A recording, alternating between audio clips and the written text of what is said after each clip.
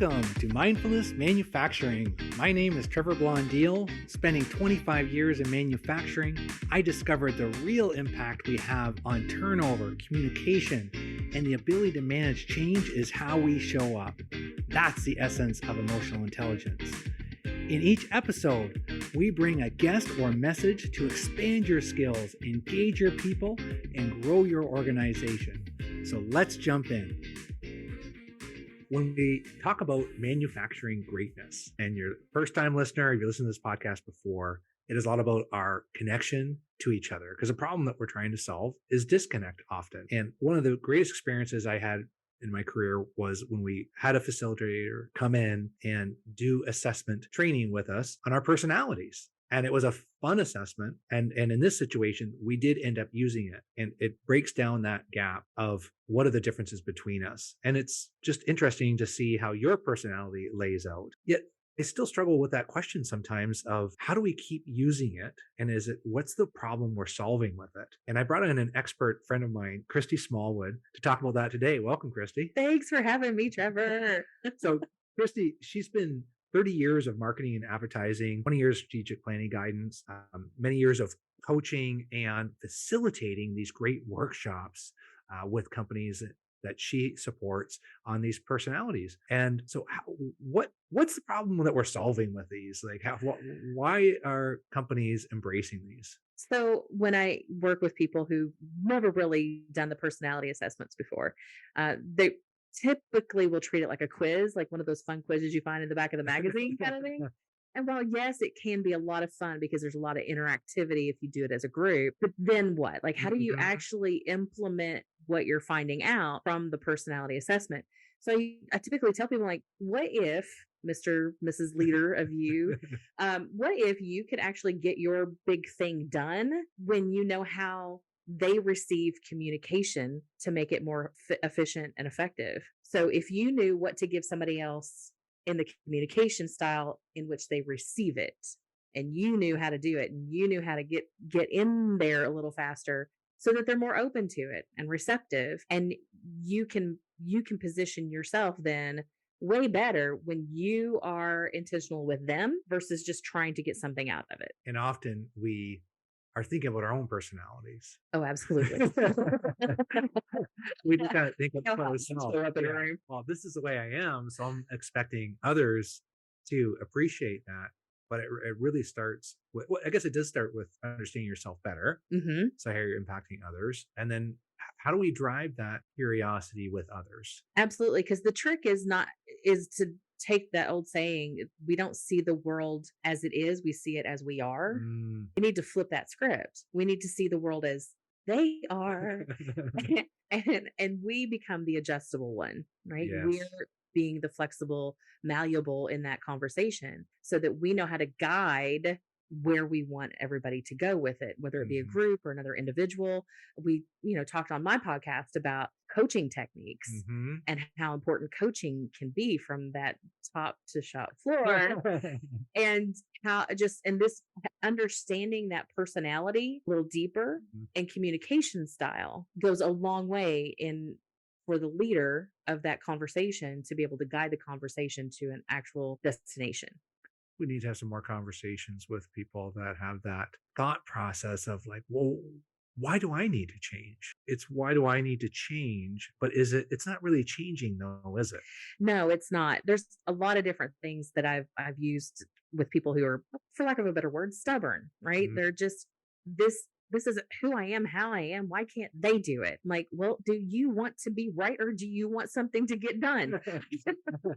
You have a choice right now. Manufacturing, we like it to get done. And we like X number of parts per hour where no one gets hurt and it's all perfect quality. So why not leverage all of the data, and that includes the human in front of you, to be able to make them work better so that their output turns out better? So why not take advantage of all of the tools that you have? And we know I started with personality dimensions and true colors. What one did you start with? Oh gosh, I did start with DISC assessment right off the bat. And this was way back longer than I care to admit ago with that. But then over the years, there's been different iterations. Anything from when I was in direct sales, network marketing kind of companies, they would do the books, right? And in the book, there was one that talked about, and it was the same four, I call it the four columns at this point, same disc, but it was called choleric, sanguine, phlegmatic, and melancholy. Ooh, Right? I can't remember those. Well, if I we started this because, of course, disc is dominance, influence, influential, your steadiness, and conscientiousness. Yes, and there's even some different versions out there. I do see a lot of manufacturing plants that are familiar with DISC. Myers-Briggs is another one, a little bit more complex. Myers-Briggs, there's predictive index, yes, and culture index. So predictive index and culture index gives you an extra few dots, if you will. Those go into behaviors and how to predict behaviors based on what makes up you. Interesting. And now I'm working with a client and they use Holland, which has 6 different areas. And it's just interesting that there's just so many different ones. And I hear some criticism of these in general because of the lack of reliability or validity of them. They're not as scientific as maybe some other reports. But what I love about them is the simplicity to execute. Yes, I will remind people, like, first of all, you should never use a personality assessment as a hiring decision maker. You should only have that as data as that person that you're hiring. So what it is giving you is a pattern, not a definite, but a pattern, because these patterns they will shift based on what's happening in a day. How stressed is that person? What's happening in their life? So having 4 columns is the most simple I can get. Like those are easy ones to work with. I like 4. Once you start adding in all these extra layers, you're like, oh, okay, I don't know where to go with that. But and the one I really like is Gary Smalley was a relationship expert, and he applied animals to it. So when I'm able to walk into a tow truck company and do a personality assessment in the room, I got dispatchers, I've got the owners, I've got the drivers, I've got the mechanics, I've got everybody, and we're doing this 4 column thing, and it's lion, otter, golden retriever, and a beaver. Everybody's now on that same page with the communication. And then I show them how does a golden retriever communicate with a lion, and back and forth. And so when you can see those situations kind of play out, having the 4 columns does keep it simple. And when you back to knowing the communication styles, you can actually implement things faster because everybody's on the same page on how this works in the room. Are they on the same page, or are they better understanding where other people are on that page? Yes.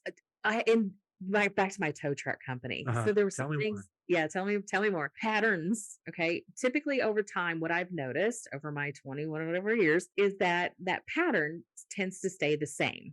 Your numbers can fluctuate up and down depending on the mood, right? Absolutely. But your pattern pretty much stays the same. If you are at all, like if your pattern changed dramatically, because I had this happen to one of my clients and she was miserable. And I said, you know what? Why don't we just do this little assessment thing again? See where you are. And she was completely off because what had happened, she had to put herself in the business she had to do bookkeeping, and she thoroughly hates bookkeeping. And so because she had to do it over and over and over, it just made her miserable. She didn't get days off. She didn't go do the fun things that she usually likes to do. It was gone. And so she was forced into a position that was not her natural pattern. Right. So there's some disconnect there.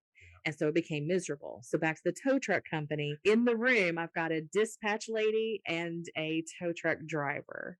And they both, from across the room, looked at each other and go, that's why you did that. It's like, I am so sorry I did all those things. She's like, apologies were happening. So then there was another, a younger gentleman in the room. And I asked, I was concerned because he had already seemed a little down, a little bluesy for that. I was like, is he just not, like, did somebody make him really mad before we got here? Or does he hate me? I don't know what's happening right now. I talked to the boss. His numbers across the board, while his pattern showed up, his numbers were very low. Okay.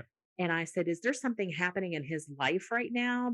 He's like, well, he's going through a divorce. I was like, well, that would explain why he has low numbers. When I say low numbers, typically in that 4 column thing, I can come up with a number. at the bottom of the column. There's no zeros. So we have Yes. all that personality in us somewhere.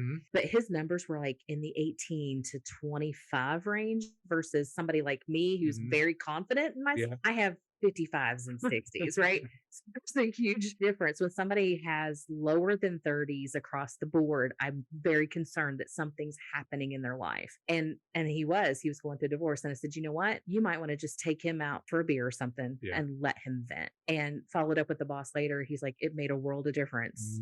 I said, have him redo this in 6 weeks and see what happens. And his numbers raised just to have somebody listen to what he was going through. Yeah. And that's all right down to the rubber meets the road and in using a personality assessment. Yeah. And it can be just fun in the fact that it's not a test. There's no wrong answer. There is no wrong answer. And there's no, well, we want this type of personality for this role. Well, it doesn't work that way. And I think it's just fascinating because it's just, are you aware of your own personality? Yes.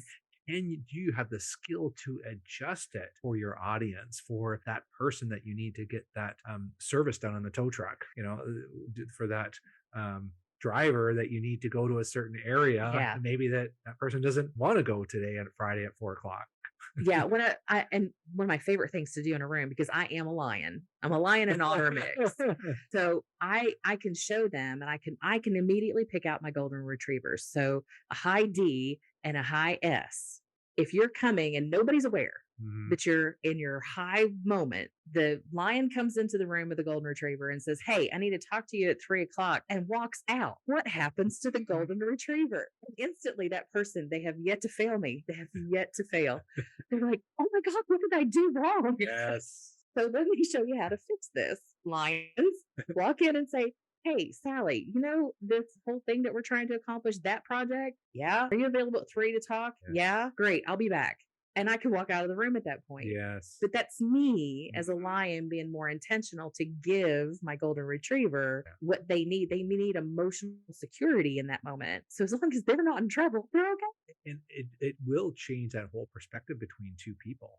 So that those group sessions can be super powerful. And what I love too is I've seen all the different styles of different assessments, but as long as you're having some dialogue, that two-way conversation of like, what do you like? And it just provides us with some structure to talk about it.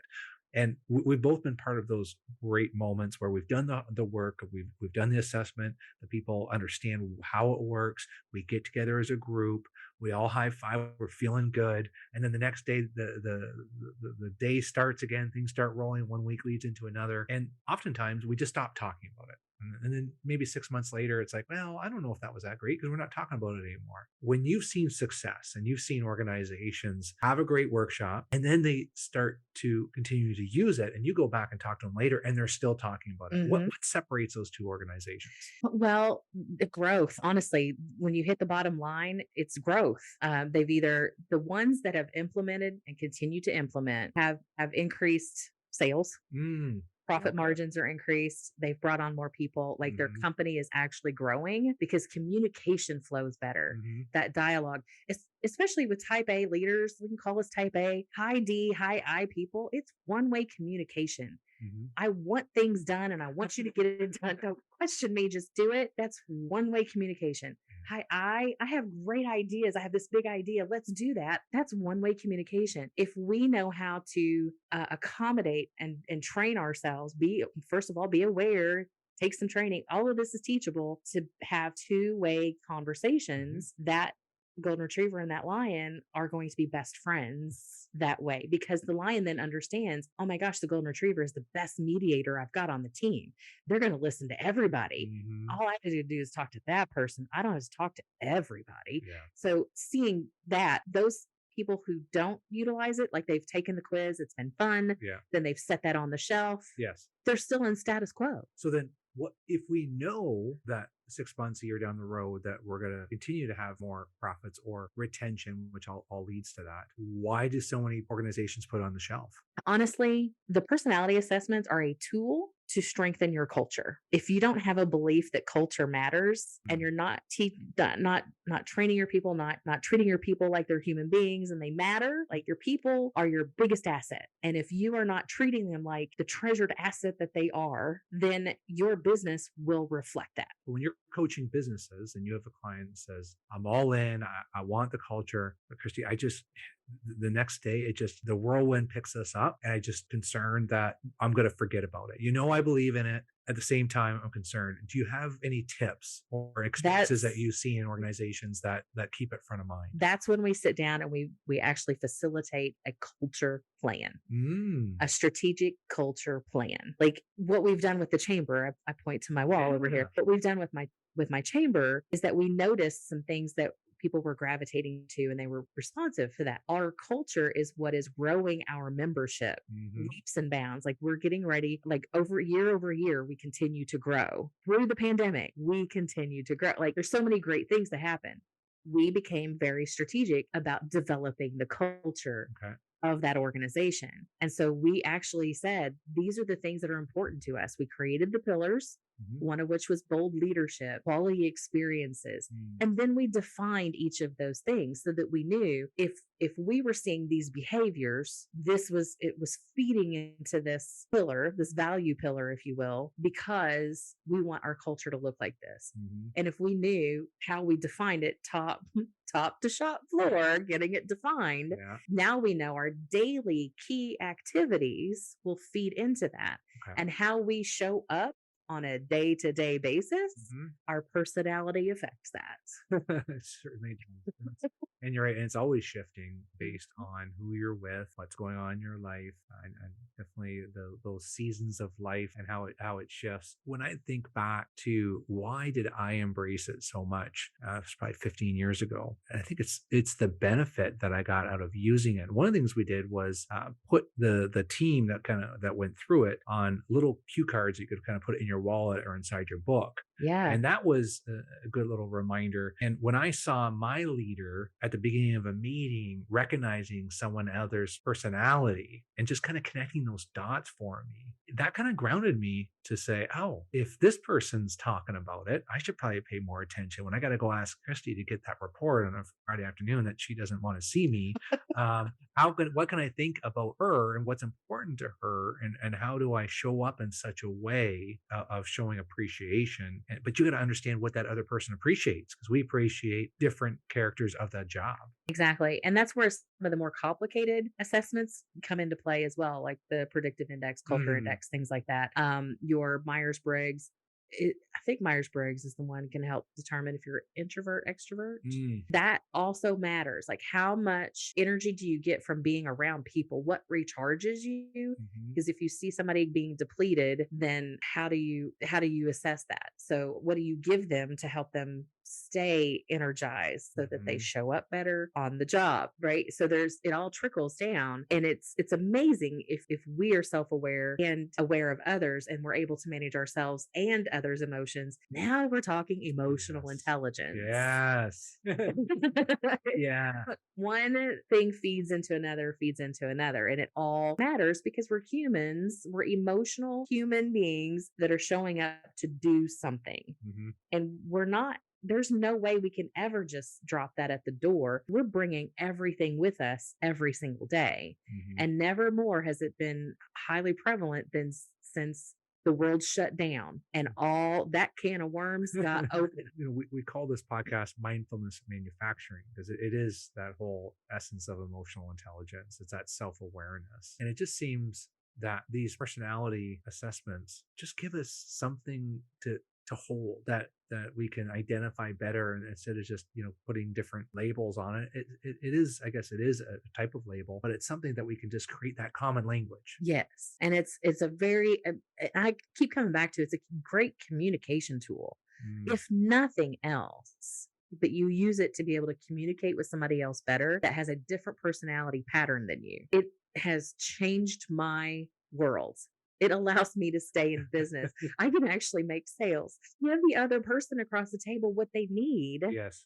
to feel like I'm here with you, I'm fully present. They feel good Mhm. when they walk away from an experience with me. And I know that's what I need for my business. What do you need in a manufacturing company depends on what role you're playing Yes. in that business of what you need from other people, but what do they need from you so that they can do the thing? And if I, as a leader, am giving you what you need, rock it. Yes. Absolutely rock that. So they say whether it's professional speaking like you and I do, we need to get the reps in, right? So Mhm. speakers got to speak, you got to speak more. Do you feel that because you've had so much dialogue on these personality assessments and understanding that it's easier for you? That's what I'm hearing. It's easier for you to identify Yeah. what someone else needs. Yes. Yes. I definitely have put in the reps. I love that phrase. I have put in the reps and I continue to put in the reps. This is not my like it's not my first goat roping. Yeah.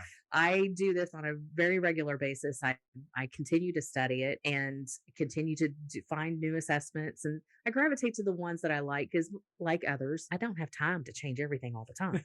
I don't like change. I just know that sometimes it's necessary, but I do need to be aware of other tools that are out there. Yeah. And so the ones that I gravitate to are time honored, and here's how I know it can be useful. And I found great success in keeping up with that. And it has allowed me to honestly, I'm going to confess here, Because we don't want lying. me understanding personality patterns and communication styles has allowed me to show up better as a daughter, as a friend, Ooh. as a granddaughter, especially in my dysfunctional family. It has allowed me to have better relationships with my people, not just people in Mm. business. And that's for me why I love this stuff so much, is because I know my relationships across the board are better because I can be better. I just thought of it now, but if you go to my fridge, I don't have much in my fridge, but a few years ago before the pandemic, we had some of the family from Canada here at Louisville, and we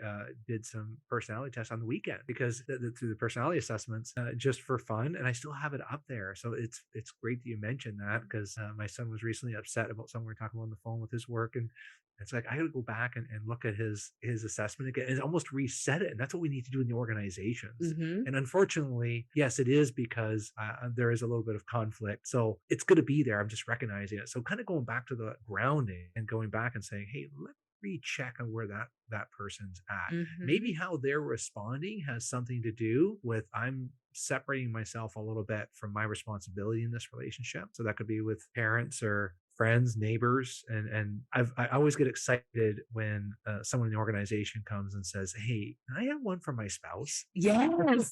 That is I always take extra blank ones because that's exactly what happens. Yeah, Or I'm like, I'll email it to you. You can yeah. share it with everybody in the family. And when you think about expansive companies, and when I see manufacturing companies, and they start looking at it holistically, like, hey, if this family understands each other better, when this person shows up to work, now they're doing the reps at home, they're showing up better, they're showing Hmm. up better here. So, what a brilliant idea to kind of bring extra copies and like, hey, you might want to try this at home, and maybe there's something in your because when you live with someone, yeah, you really got to understand where that person's coming from. So that's where it really compounds. So, what's your favorite story where you've seen success in working with one of your clients? So I've shared the tow truck company. Yes. They've always been one of my favorites. But I also work with three sisters and two brothers own a salon. Ooh. Right. The two brothers are obviously not at the salon very much. They're just the silent family, and they're all, these brothers and sisters. Mhm. And back to the whole lions and things, Mm. all of them except one are strong lions. God bless her. One is a golden retriever. One balancing One. anchor. And she's very she's an otter and a golden retriever, and that mix lives with their heart on their sleeves, and they feel everything, very empathic, very just big ideas, and there's no care in the world and no structure, no details, no work actually might get done or it may not, I don't know. Like, I'm sure that the functioning of the work is very frustrating to the lions of the family. Yeah. But what happens with them relationally is that when they're having family time, the lions tend to attack. And there was one brother that was only a lion. Like, there was apparently no other Mhm. softening of that. And he chose her to be the person that he dumped all his Yeah. aggression on. And once I did this little one Yep. pager and I pointed out there are no zeros in the bottom of your column, which means you have a little lion in It- there somewhere. I love that. It's in there somewhere. All you need to Yes. do is tap into it. You got to Yes. wake up the kitten. Yeah. And she's like, have lion in there? And I said, absolutely. I was like, hear you roar. Some fun with it.